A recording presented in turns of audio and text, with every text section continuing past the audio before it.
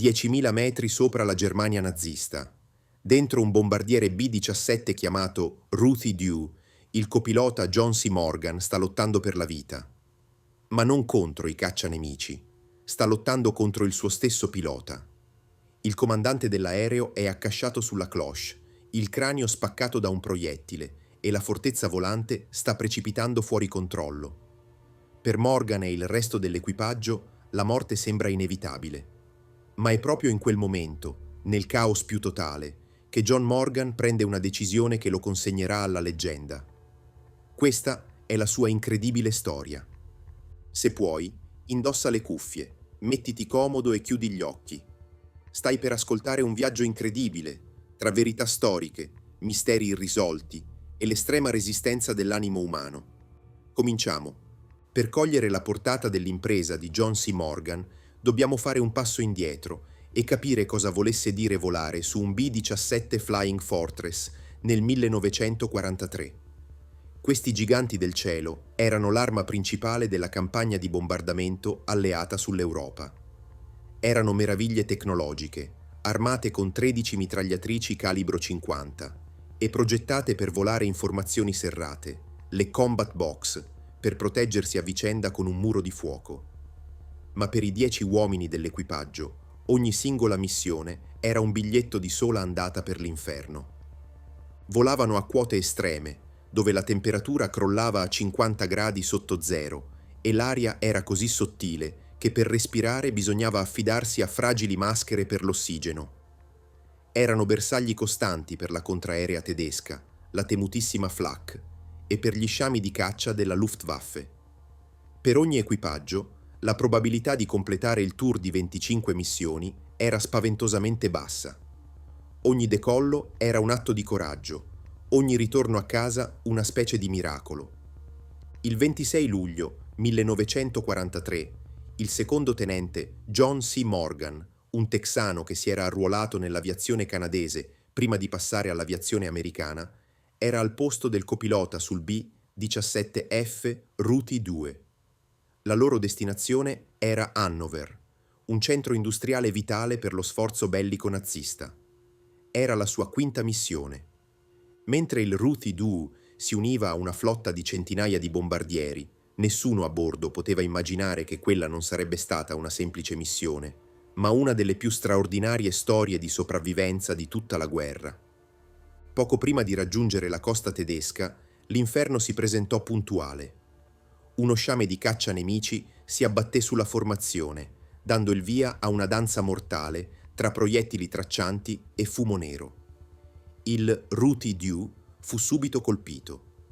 Una raffica squarciò la fusoliera, distruggendo l'impianto dell'ossigeno diretto alla parte posteriore dell'aereo. In pochi istanti, i mitraglieri di coda, fianco e radio persero conoscenza, lasciando la fortezza volante quasi indifesa. Nella cabina di pilotaggio, Morgan sentì il silenzio improvviso delle loro mitragliatrici, ma non ebbe nemmeno il tempo di chiedersi perché. Un altro attacco, stavolta frontale.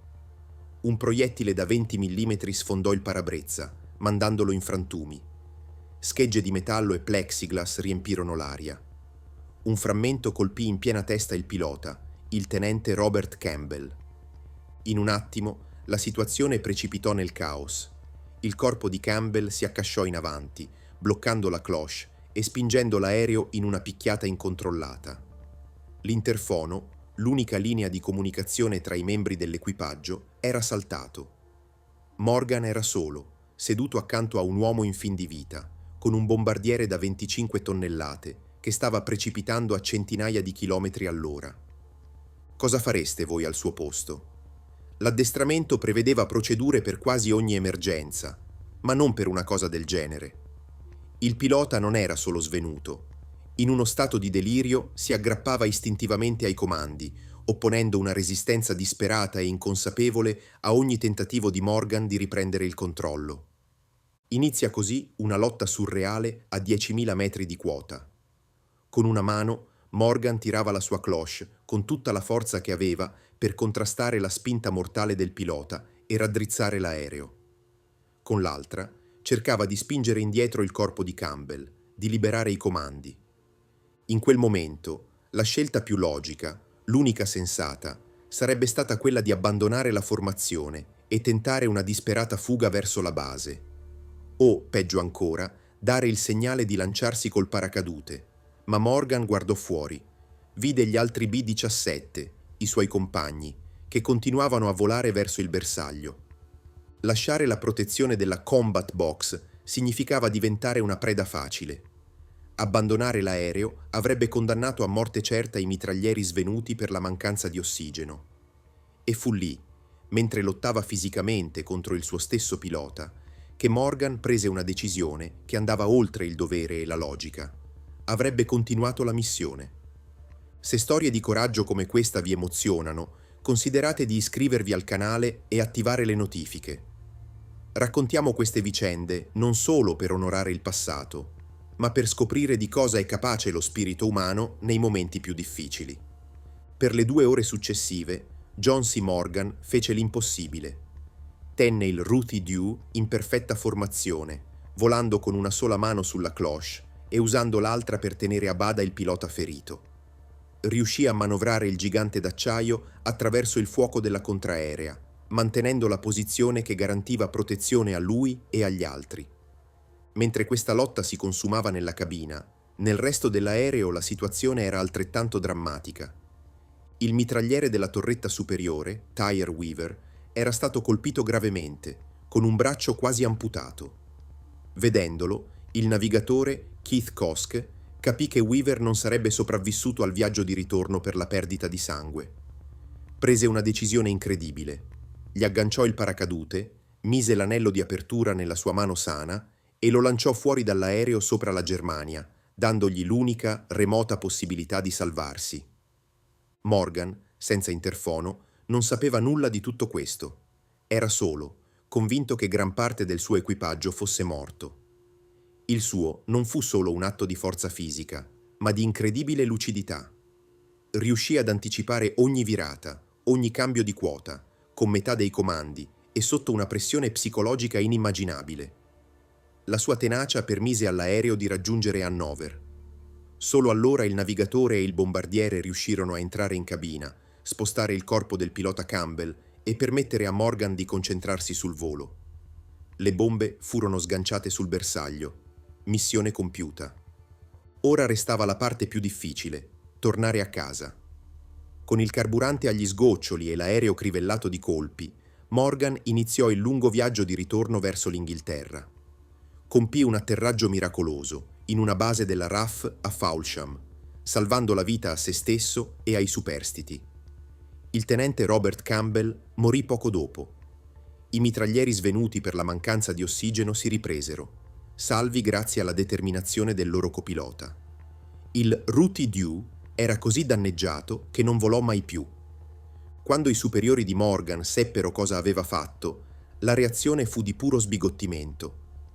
Per il suo coraggio, ben oltre il richiamo del dovere, John C. Morgan fu insignito della Medal of Honor, la più alta onorificenza militare degli Stati Uniti. Ma la storia non finisce qui.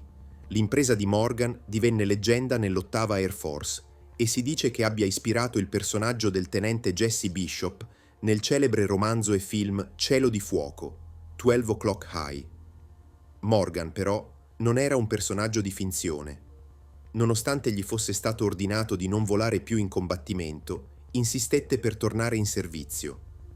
Nel marzo del 1944, durante un raid su Berlino, il suo aereo fu abbattuto. Sopravvisse e passò gli ultimi 14 mesi di guerra in un campo di prigionia, diventando l'unico decorato con la Medal of Honor a essere catturato dal nemico dopo aver ricevuto la medaglia. La storia di John C. Morgan è più di un semplice racconto di guerra. È la testimonianza della capacità di un uomo di affrontare l'impossibile e, contro ogni logica, trionfare non per la gloria, ma per un profondo senso del dovere verso i propri compagni. Ci ricorda che l'eroismo non è l'assenza di paura, ma la scelta di agire nonostante essa. Cosa ne pensate della decisione di Morgan di continuare la missione? Ditecelo nei commenti qui sotto, e se ci sono altre storie di eroismo che vorreste vederci raccontare, non esitate a suggerirle. Grazie per averci seguito.